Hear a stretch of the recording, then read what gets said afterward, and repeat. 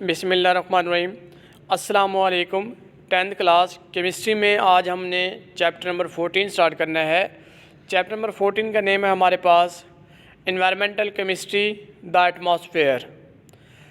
Lecture को discuss करने से पहले आप सब स्टूडेंट वन टाइम दुरूद शरीफ पढ़ लें।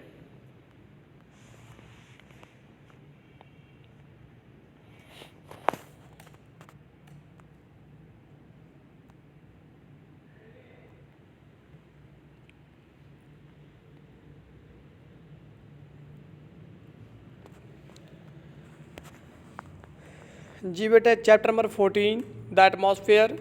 टॉपिक नेम है हमारे पास इंट्रोडक्शन एंड कंपोजिशन। इंट्रोडक्शन में हमने डिस्कस करना है our planet earth has 4 natural system.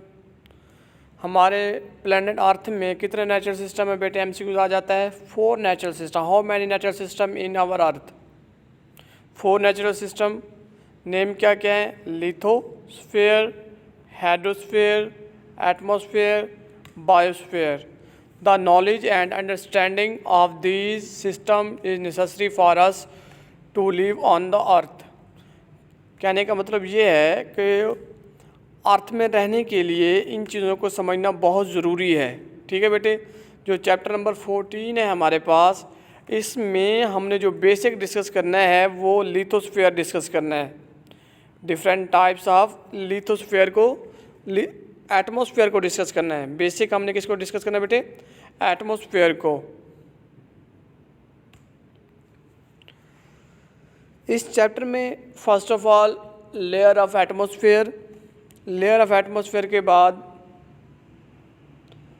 Pollutants, pollutants and contaminants की types, source and oxide of different element. जिस तरह हमारे पास कार्बन है, कार्बन के ऑक्साइड को डिस्कस करना है। उसके साथ सल्फ़र के ऑक्साइड को डिस्कस करना है। Effect of acid rain, effect of acid rain के साथ ओज़ोन डिप्लेशन को भी हमने इस चैप्टर में मेजर डिस्कस करना है। आज का जो लेक्चर है इसमें जस्ट हमने 2 बातें डिस्कस करनी है, इंट्रोडक्शन एंड कंपोजिशन। इंट्रोडक्शन में 2 बातें एमसीक्यूज में आ सकती हैं। How many natural system in our planets, कितने हैं ये आपको पता होना चाहिए और इनके नेम का भी पता हो। नेक्स्ट है composition of atmosphere. Atmosphere is the involve of different gases around the earth. हमारे अर्थ के सराउंडिंग में डिफरेंट गैसेस का इन्वॉल्व होता है जिसे हम नाम देते हैं एटमॉस्फेयर का। ये डेफिनेशन भी आ जाती है एटमॉस्फेयर की, तो आपने क्या राइट करना है? Atmosphere is the involve of different gases around earth. It extends continuously from earth surface outward without any boundary. ये जो इन्वॉल्व होता है हमारे अर्थ के सराउंड विदाउट बाउंड्री के बेटे, ये एक्सटेंड रहता है, कोई भी इसकी बाउंड्री नहीं होती। About 99% of atmosphere mass lies within 30 kilometer of the surface. 75% lie within the lowest 11 kilometers. अब इसका कहने का मतलब क्या है? अगर हम मेजरमेंट स्टार्ट करें अर्थ से अपवर्ड, तो लेट्स सपोज ये हमारी अर्थ है, तो इधर हमने मेजरमेंट की 11 किलोमीटर, लेट्स सपोज यहाँ तक है, तो 75% कंपोजिशन यहाँ तक आ जाएगी। अगर हम फॉरवर्ड जाएंगे तो 30 किलोमीटर पे 99% एटमॉस्फेयर की कंपोजिशन आ जाएगी। दोबारा सुने, ये जो बात इन्होंने राइट की है कि 11 किलोमीटर पे 75%, 90% 30 किलोमीटर में, इट मीन दैट ये हमारी अर्थ है, इसकी एटमॉस्फेयर देखें तो ये 11 किलोमीटर यहाँ तक 75 किलोमीटर होगा, और यहाँ तक अगर 30 किलोमीटर है तो इसकी कंपोजिशन एटमॉस्फेयर की कितने परसेंट आ जाएगी? 99%। तो बेटे इस स्लाइड में जो क्वेश्चन बनता है, डिफाइन एटमॉस्फेयर, ठीक है, या फिर व्हाट इज़ एटमॉस्फेयर, या फिर स्टार्ट द एटमॉस्फेयर। उसके अलावा इसमें आ जाता है कंपोजिशन ऑफ एटमॉस्फेयर। एमसीक्यूज में आ जाता है, आपको पता होना चाहिए। डिस्टेंस 11 किलोमीटर होगा तो परसेंटेज 75 होगी, डिस्टेंस 30 किलोमीटर होगा तो परसेंटेज हमारे पास 99% होगा। नेक्स्ट बेटे हमारे पास लेयर ऑफ एटमॉस्फेयर है।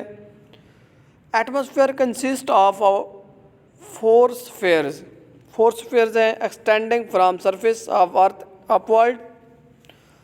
The concentration of the component gases decrease gradually upward that result in gradual decrease of pressure, but the temperature of atmosphere does not change in gradual way।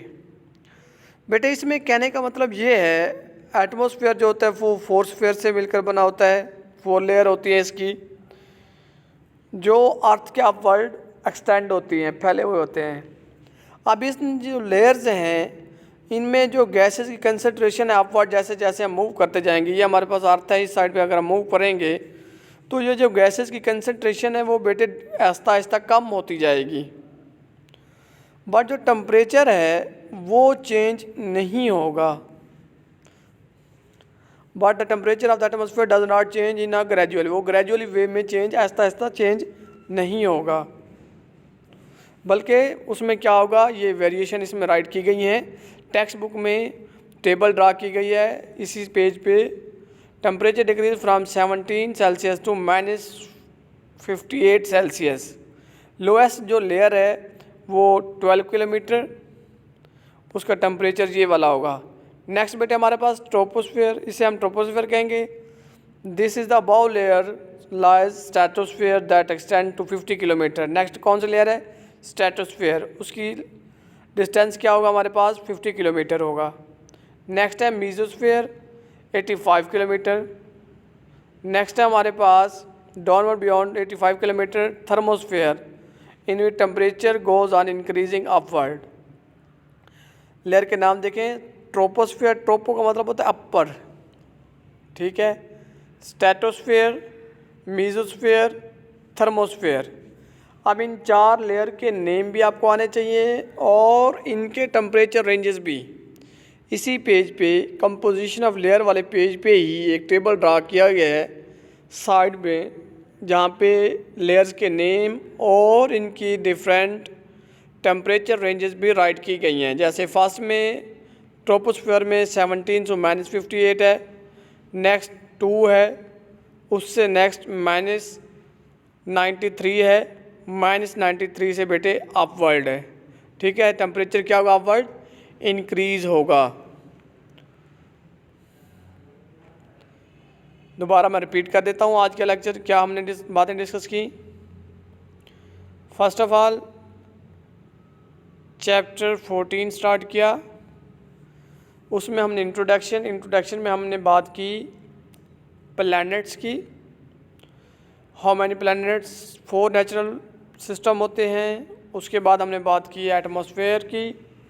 Atmosphere के बारे में हमने पढ़ा कि how many layers, extend of atmosphere, composition of atmosphere. Next हमने बात की atmosphere consist 4 sphere, temperature और गैसेस की हमने रिलेशन को डिस्कस किया। नेक्स्ट बेटे टेम्परेचर और लेयर ऑफ एटमॉस्फेयर, इनको डिस्कस किया। आपने 1 बाय 1 इनको फिंगर टिप्स पे याद करना है। ये एमसीक्यूज में भी आ जाता है, एनुअल में, शॉर्ट में भी आ जाता है। फर्स्ट ऑफ ऑल जो हमारे पास लेयर है वो है ट्रोपोस्फेयर, स्ट्रेटोस्फेयर, मीजोस्फेयर, थर्मोस्फेयर। ये लेयर्स के नेम है, लेयर ऑफ एटमॉस्फेयर। इनका टेम्परेचर भी इधर राइट किया गया है। इसको भी बेटे आप लोगों ने सेम एज इट तैयार करना है। ये एनुअल एग्ज़ाम में एमसीक्यूज और शॉर्ट में आ जाते हैं, अदरवाइज़ मे बी ये लॉन्ग में भी आ जाए इस चैप्टर में लेयर के बारे में। तो आप लोग अगर ये टेबल राइट करेंगे तो आपको मार्क्स ज़रूर मिलेंगे, क्योंकि इसमें मैक्सिमम चीज़ें एक्सप्लेन की गई हैं, डिस्टेंस भी टेम्परेचर भी और लेयर के नेम भी, ठीक है बेटे। यही था बेटे आज का हमारा लेक्चर, जिसमें हमने ये बातें डिस्कस की। असाइनमेंट में बेटे आपने क्या करना है, असाइनमेंट में इन स्लाइड में टेबल राइट नहीं की गई। जो टेक्स्ट बुक में इंट्रोडक्शन और कंपोजिशन के दरमियान एक टेबल है जिसमें लेयर के नेम हैं, परसेंटेज और डिस्टेंस है, वो टेबल बेटे आप लोगों ने खुद ड्रा करनी है। ओके बेटे, अल्लाह हाफिज़।